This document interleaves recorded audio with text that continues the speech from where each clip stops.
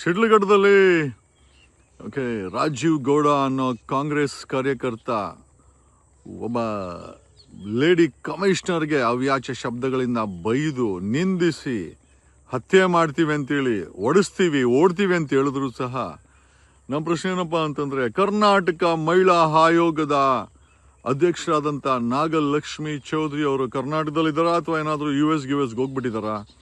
ಯಾಕೆ ಈ ಪ್ರಶ್ನೆನ ಕೇಳ್ತೀವಿ ಅಂತಂದರೆ, ಮೇಡಮ್ ಅವ್ರು ಯಾವಾಗ ನೋಡಿದ್ರು ಬರೀ ಸೋಷಿಯಲ್ ಮೀಡಿಯಾ ಬಿಟ್ಟರೆ ಹೆಣ್ಮಕ್ಳಿಗೆ ಸಮಸ್ಯೆ ಆದ ಯಾವತ್ತೂ ಸ್ಪಂದಿಸಿಲ್ಲ.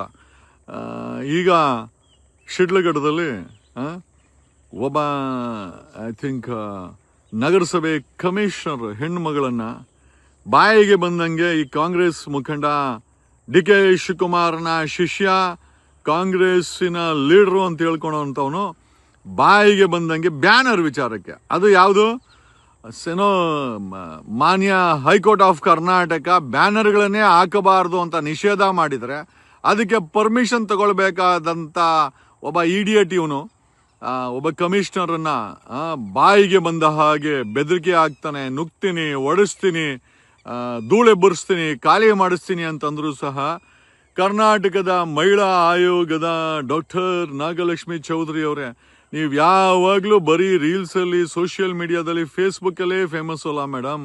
ಏನಾದರೂ US ನೆದರ್ಲ್ಯಾಂಡ್ಗೋ, ಕೆನಡಾಗೋ, ಇಟಲಿಗೇನಾದರೂ ಹೋಗಿಬಿಟ್ರಾ ಮೇಡಮ್? ಅಥವಾ ನಿಮಗೆ ಇಂಥ ಕಾಂಗ್ರೆಸ್ ಪಕ್ಷದ ಹೆಸರು ಹೇಳ್ಕೊಂಡು ಗೂಂಡಾ ಕೆಲಸ ಮಾಡೋ ಅಂಥ ರೌಡಿಗಳ ವಿಚಾರ ನಿಮಗೆ ಕಿವಿಗೆ ಬೀಳದೇ ಇಲ್ವಾ? ಅಥವಾ ಬಿದ್ದರೂ ಕೂಡ ನಿಮಗೆ ಇಂಥದನ್ನೆಲ್ಲ ಏನೂ ಮಾಡೋಕ್ಕೆ ನಿಮಗೆ ಕೆಪಾಸಿಟಿ ಇಲ್ವಾ? ಯಾಕೆ ಇವನು ಶಿಡ್ಲಘಟ್ಟದ ರಾಜೀವ್ ಗೌಡ ಒಬ್ಬ ನಗರಸಭೆ ಕಮಿಷನರ್ಗೆ, ಅಮೃತ ಗೌಡಗೆ ಬಾಯಿಗೆ ಬಂದಂಗೆ ನಿಂದಿಸಿ ಆ ಹೆಣ್ಣು ಮಗಳು ಏನೋ ಸಾಫ್ಟ್ವೇರ್ ಕಂಪ್ನಿಯಲ್ಲಿ ಕೆಲಸ ಮಾಡ್ತಾ ಇದ್ದಂಥ ವಿದೇಶದಲ್ಲಿ ಸಾಫ್ಟ್ವೇರ್ ಕಂಪ್ನಿ ಕೆಲಸ ಮಾಡ್ತಂಥ ವಿದೇಶದಲ್ಲಿ ಕೆಲಸ ಮಾಡ್ತಂಥ ಹೆಣ್ಣುಮಗಳು ನಮ್ಮ ಕರ್ನಾಟಕದಲ್ಲಿ ಎಕ್ಸಾಮ್ ಬರೆದು ಪಾಸ್ ಆಗಿ ಆ ನಗರಸಭೆ ಕಮಿಷನರ್ ಆಗಿ ಬ್ಯಾನರ್ ಹಾಕಬಾರ್ದು. ಒಬ್ಬ ಕಮಿಷನರ್ ಡಿಸೈಡ್ ಮಾಡಿದ್ರೆ, ಒಬ್ಬ ಕಮಿಷನರ್ ಇದ್ದ ಚೀಫ್ ಆಫ್ ದಟ್ ನಗರಸಭೆ, ಆ ನಗರಸಭೆಗೆ ಕಮಿಷನರ್ ಚೀಫು, ಅವರ ಡಿಸ್ಕ್ರಿಪ್ಷನ್ ಪವರ್ಸ್ ಅಲ್ಲಿ ಏನ್ ಬೇಕಾದ್ರೆ ನಡೀಬಹುದು. ಅಕಸ್ಮಾತ್ ಅವ್ರಿಗೆ ಬ್ಯಾನರ್ ಕಟ್ಟಬೇಕು ಅಂದ್ರೆ ನಗರಸಭೆಗೆ ರಿಕ್ವಿಷನ್ ಕೊಟ್ಟು ಆಮೇಲೆ ಅದನ್ನು ಅಪ್ರೂವಲ್ ಮಾಡಿ ಫೀಸ್ ಕಟ್ಟಬೇಕೇ ಹೊರತು ಬ್ಯಾನರ್ಗಳನ್ನ ತೆಗೆದುಹಾಕಿದ್ದಕ್ಕೆ ಧಮಕಿ ಹಾಕುವಂತ ಇವನಂತ ಇಡಿಯಟನ್ನ ನಿಜವಾಗ್ಲೂ ಅಲ್ಲಿನ ಆ ಶಿಡ್ಲಘಟ್ಟ ಇನ್ಸ್ಪೆಕ್ಟರ್ ಏನು ಗೆಣಸ್ಕೀಳ್ತಾ ಇದೆಯಾ ಅಥವಾ ಕಡಲೆಕಾಯಿ ತಿಂತಾ ಇದೆಯಾ ನನಗಂತೂ ಅರ್ಥ ಆಗ್ತಾ ಇಲ್ಲ.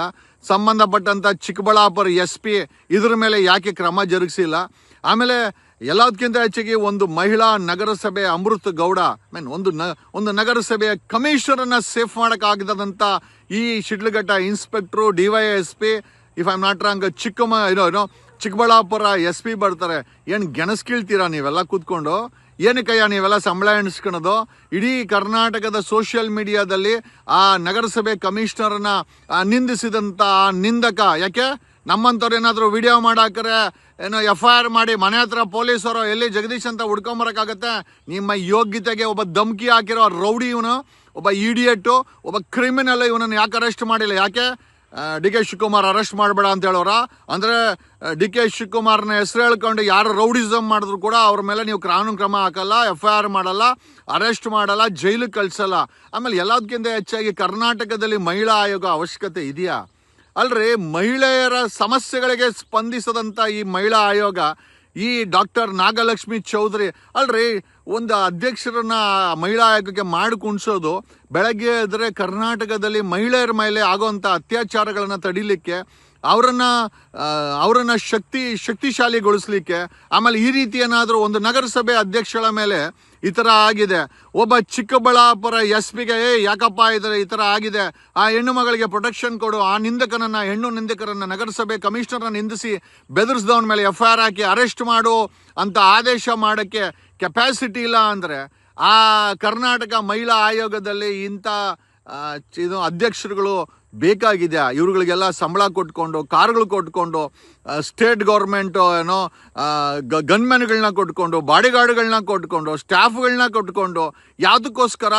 ಸುಮ್ಮನೆ ಫೇಸ್ಬುಕ್ಕು ಸೋಷಿಯಲ್ ಮೀಡಿಯಾದಲ್ಲಿ ರೀಲ್ ಮಾಡೋಕ್ಕೋಸ್ಕರ ಇಂಥವ್ರನ್ನ ನಾವು ಮಾಡ್ಕೊಳ್ಬೇಕಾ? ಆಮೇಲೆ ಈ ಒಂದು ಡಾಕ್ಟರ್ ನಾಗಲಕ್ಷ್ಮಿ ಚೌಧರಿ ಯಾವುದೇ ವಿಚಾರದಲ್ಲಿ ಯಾಕೆ ಯಾಕೆ ಡಿ ಕೆ ಶಿವಕುಮಾರ್ ನಿಮ್ಮನ್ನ ಪ್ರಶ್ನೆ ಮಾಡ್ಬಿಡ್ತಾರಂತನಾ ಅಥವಾ ಕಿತ್ತಾಕ್ಬಿಡ್ತಾರಂತ ಅಧ್ಯಕ್ಷರಿಂದ?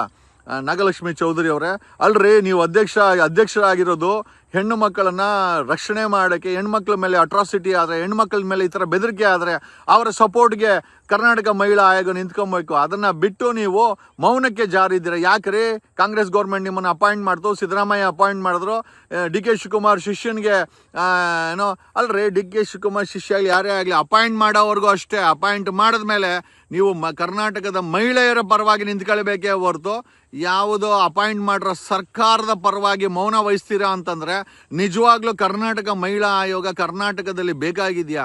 ಆಮೇಲೆ ಇಂಥ ಅಧ್ಯಕ್ಷೆ ಬೇಕಾಗಿದೆಯಾ?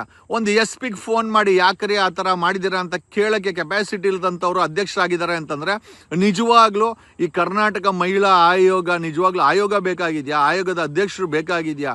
ಇಂಥ ದಿವಾಳಿತನ ಆಗ್ತಾ ಇದೆ, ರೌಡಿಗಳ ತಾಣವಾಗ್ತಾ ಇದೆ. ಬಳ್ಳಾರಿನಲ್ಲಿ ಬ್ಯಾನರ್ಗೆ ಗುಂಡುಗಳ ಹಾರಿಸಿ ತೆಲುಗು ಫಿಲಮ್ ಟ್ರೈಲರ್ ಥರ ಹೆಣವನ್ನು ಬೀಳಿಸಿ ಸಾಂತ್ವನ ಹೇಳಿ ಈಗ ಶಿಡ್ಲಘಟ್ಟದಲ್ಲಿ ನಗರಸಭೆ ಆಯುಕ್ತೆ ಅಮೃತ ಗೌಡ ಅವರು ಪ್ರಶ್ನೆ ಮಾಡಿದ್ದಕ್ಕೆ ಆ ಹೆಣ್ಣು ನಿಂದಕ, ಆಮೇಲೆ ಒಬ್ಬ ಕಮಿಷನರನ್ನು ನಿಂದಿಸಿದಂಥವನ್ನ ರೌಡಿಗಳನ್ನು, ಕ್ರಿಮಿನಲ್ಗಳನ್ನು ಈ ಕಾಂಗ್ರೆಸ್ ಸರ್ಕಾರ ಸಾಕುತ್ತಲ್ಲ. ಇಷ್ಟೆಲ್ಲ ಆದರೂ ಕೂಡ ಒಂದು ಮಹಿಳಾ ಕಮಿಷನರ್ ಅಮೃತ ಗೌಡ ಮೇಲೆ ಇಷ್ಟೆಲ್ಲ ಅವನ ಅಸಹ್ಯವಾಗಿ ನಡ್ಕೊಂಡು ಮಾತಾಡಿದ್ರು ಕೂಡ ಕರ್ನಾಟಕದ ಮಹಿಳಾ ಆಯೋಗ ಮಲ್ಕೊಂಡಿದೆಯಲ್ಲ. ಇಂಥ ಮಲ್ಕೊಂಡ್ರೋ ಮಹಿಳಾ ಆಯೋಗ, ಇಂಥ ಯಾವಾಗಲೂ ನಿದ್ರೆನಲ್ಲಿ ಜಾದಿರುವಂಥ ಡಾಕ್ಟರ್ ನಾಗಲಕ್ಷ್ಮಿ ಚೌಧರಿ ಅಂತ ಅಧ್ಯಕ್ಷರುಗಳು ಈ ಮಹಿಳಾ ಆಯೋಗಕ್ಕೆ ಬೇಕಾಗಿದೆಯಾ?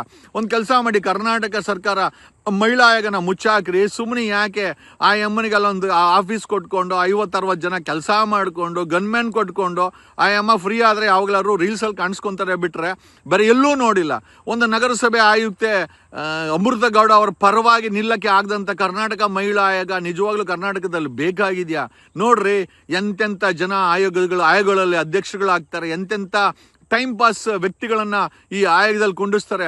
ಹೆಣ್ಣು ಮಕ್ಕಳ ಮೇಲೆ ಇಷ್ಟೆಲ್ಲ ಸಮಸ್ಯೆ ಆದರೂ ಕೂಡ ಬಾಯಿ ಬಿಡದಂಥ ಈ ಒಂದು ಕರ್ನಾಟಕ ಮಹಿಳಾ ಆಯೋಗ ಇದ್ರೆ ಎಷ್ಟು, ಹೋದ್ರೆ ಎಷ್ಟು, ನಾಶ ಆದರೆ ಎಷ್ಟು? ಅಲ್ರಿ, ಹೆಣ್ಣು ಮಕ್ಕಳನ್ನು ರಕ್ಷಣೆ ಮಾಡೋಕ್ಕಾಗಿಲ್ಲ. ನಮ್ಮ ಹೆಣ್ಮಕ್ಳು ಯಾರು ಮಾತಾಡ್ತಾರೆ? ಆ ಅಮೃತ ಗೌಡರನ್ನು ಅಪ್ರಿಷಿಯೇಟ್ ಮಾಡಬೇಕು. ಅಂತ ಧಮ್ಕಿ ಹಾಕಿದ್ರು ಸಹ ಫೋನನ್ನು ರಿಸೀವ್ ಮಾಡಿ ತಮ್ಮ ಒಳ್ಳೆ ಭಾಷೆಯಲ್ಲಿ ಮಾತಾಡಿರುವಂಥ ಆ ನಗರಸಭೆ ಆಯುಕ್ತಳ ಒಂದು ದಮ್ಮು ತಾಕತ್ತನ್ನು, ಸಂವಿಧಾನದ ಬದ್ಧವಾದಂಥ ಅವರ ಕರ್ತವ್ಯವನ್ನು ನಾವು ಅಪ್ರಿಷಿಯೇಟ್ ಮಾಡ್ತೀವಿ. ಸದ್ಯ ಡಿ ಕೆ ಶಿವಕುಮಾರ್ ಬೇಜಾರ್ ಆಗ್ಬಿಟ್ಟು ಟ್ರಾನ್ಸ್ಫರ್ ಮಾಡ್ಬಿಟ್ಟಾನ. ಆಮೇಲೆ ಅದೊಂದು ಯಾಕೆಂದರೆ ನಮ್ಮ ಶಿಷ್ಯ ಮತ್ತು ನಮ್ಮ ಶಿಷ್ಯ ಅಂತ ನಿಮ್ಮ ಶಿಷ್ಯ ಅಂತ ನಾವು ಹೇಳಿಲ್ಲ, ಬಟ್ ನಿಮ್ಮ ಕಾಂಗ್ರೆಸ್ ಪಕ್ಷದವನೇ ಅವನು. ನಿಮ್ಮ ಥರನೇ ನಿಮ್ಮ ಹೆಸರು ಹೇಳ್ಕೊಂಡು ನಟು ಬೋಲ್ಟು ಅಂತ ನೀವು ಹೇಳ್ತೀರ, ಅವ್ನು ನಟು ಬೋಲ್ಟು ಟೈಟ್ ಮಾಡೋಕೆ ಹೋಗ್ತಾವನೆ. D K Shivakumar nut bolt tight ಮಾಡ್ತೀನಿ ಅಂತಾನೆ, ಇವರು ನಟು ಬೋಲ್ಟು ನಗರಸಭೆ ಕಮಿಷನರ್ಗೆ ಟೈಟ್ ಮಾಡೋಕ್ಕೆ ಹೋಗ್ತಾನೆ ರಾಜೀವ್ ಗೌಡ. ಆ ಹೆಸರು ಬೇಡ ರಾಜೀವ್ ಗೌಡ ಅಂತ ಕಣ. ಅಲ್ರೋ, ನಮ್ಮ ಕುಲಕ್ಕೆ ಯಾಕೋ ಇಷ್ಟೊಂದು ಕೆಟ್ಟ ಸತ್ತೀರಾ? ಆಯಮ್ಮನೂ ಪಾಪ ಅಮೃತ ಗೌಡ ಅಂತ ಕಮಿಷನರ್, ಇವ್ನು ನೋಡಿದ್ರೆ ರಾಜೀವ್ ಗೌಡ ಒಳ್ಳೆ ರೌಡಿ ಥರ ಮಾತಾಡ್ತಾನೆ. ಇಂಥ ರೌಡಿಗಳನ್ನು ಅಲ್ಲಿ ಶಿಡ್ಲಘಟ್ಟದಲ್ಲಿ ಬೆಳೆಸಿದಾರ. ಇಲ್ಲಿ ಕೃಷ್ಣ ಬೈರೇಗೌಡ ಇಲ್ಲಿ ಬ್ಯಾಡ್ರಾಂಪುರದಲ್ಲಿ ಮುಂದೆ ಟಿಕೆಟ್ಗಳು ಬೇರೆ ಕೊಡೋಕ್ಕೆ ಅವನು ಬೆಳೆಸ್ತಾ ಇದ್ದಾನೆ. ಆಹಾ, ಆ ಬಳ್ಳಾರಿ ನೋಡಿದ್ರೆ ಎಣನೇ ಬೀಳಿಸ್ಬಿಟ್ರಿ. ಇಂಥ ದರಿದ್ರ ವ್ಯವಸ್ಥೆ, ಇಂಥ ಕ್ರಿಮಿನಲ್ ಗುಂಡಾಗಿರಿ. ಏನು ಗೊತ್ತಾ, ನಗರಸಭೆ ಮತ್ತು ತಾಲೂಕ್ ಪಂಚಾಯತಿಗಳ ಎಲೆಕ್ಷನ್ಗಳಾಗುತ್ತೆ. ಈ ಕಾಂಗ್ರೆಸ್ ಅವ್ರು ಗೆಲ್ಲಬೇಕು. ಆ ಬ್ಯಾನರ್ಗಳನ್ನ ಕಟ್ಟಿ ಈ ನಿಮ್ಮ ದರಿದ್ರ ಮುಖಗಳನ್ನು, ಕೆಲಸ ಮಾಡಿದ್ರೆ ಓಟ್ ಹಾಕ್ತಾರಲ್ಲೇ, ನೀವುಗಳು ಈ ಥರ ಬ್ಯಾನರ್ಗಳು ಕಟ್ಟಿ ಲಟಿ ಬಿಡಿ ಮಾಡ್ಕೊಂಡು ರೌಡಿಗಳ ಥರ ಅಂತಂದರೆ ಕರ್ನಾಟಕನ ಏನೇನು ಬಿಹಾರ ಮತ್ತು ಉತ್ತರ ಪ್ರದೇಶ ಮಾಡಬೇಕು ಅಂತಿದ್ದೀರಾ? ಕರ್ನಾಟಕ ಮಹಿಳಾ ಆಯೋಗ ಇದೆಯಾ? ಅಧ್ಯಕ್ಷನಾದರೂ ಟ್ರಿಪ್ ಹೋಗಿದಾರ? ದಯಮಾಡಿ ಕರ್ನಾಟಕದ ಮಹಿಳಾ ಆಯೋಗದ ಅಧ್ಯಕ್ಷನ ಹುಡುಕೊಡಿ. ಅವ್ರೇನೋ UK ಅಮೆರಿಕಾಗೆಲ್ಲ ಹೋಗ್ಬಿಟ್ಟಿದಂಗಿದ್ದಾರೆ ಅಂತ ಹೇಳುತ್ತಾ ನಿಜವಾಗ್ಲೂ ಇಂಥ ದರಿದ್ರ ಸರ್ಕಾರ, ಇಂಥ ವ್ಯವಸ್ಥೆ